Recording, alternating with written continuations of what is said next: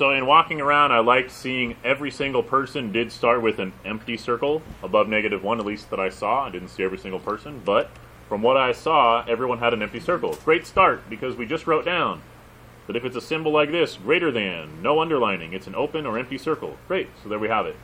The question then becomes, should the arrow point to the left or point to the right? And I saw both. I saw people have theirs point to the left, I saw others have it point to the right.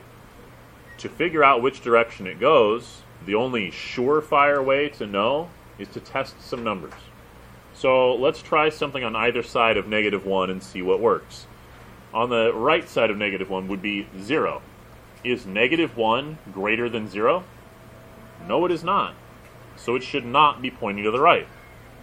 Now, just to double check, because sometimes we're going to have some really weird graphs, check on the other side. The next one would be -2. Is -1 greater than -2? Yes, it is. A lot of people get confused on this because of the negatives. A negative number, it's kind of backwards with what's bigger, what's smaller. -1 is bigger. It is greater than -2. So, since -1 is greater than -2, I would say to the left. All of these numbers are the numbers that make this true. -1 is greater than -2. -1 is greater than -3 or -4 or -5. These are all the numbers that we want.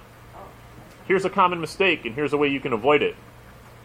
A lot of people look at this symbol and say, that symbol looks like an arrowhead, and it's pointing me in the direction that my graph should go. That is 100% true if it's written the right way in the first place. For example, look at that first example we did. It said greater than or equal to, and look which way it pointed, to the right. The end of the arrow looked like that same thing, looks like a greater than. This only works if the variable is on the left. So what some people like to do, and you always have this option, if you like just remembering it that way, just make it a mirror image. So this will be our little make-believe mirror. Our mirror image, if you flip the whole thing around, x still is x, this symbol flipped around looks like this, and then the -1 ends up over here. Obviously, because of the negative sign, it's not a perfect mirror image, but you get the idea. So you can just take this and just flip the whole thing around, and you get what it should be. And in this case, with x on the left, it says less than, which looks like an arrow pointing to the left, and sure enough, that's where the graph goes. So you can use that little trick as well if testing numbers does not work for you.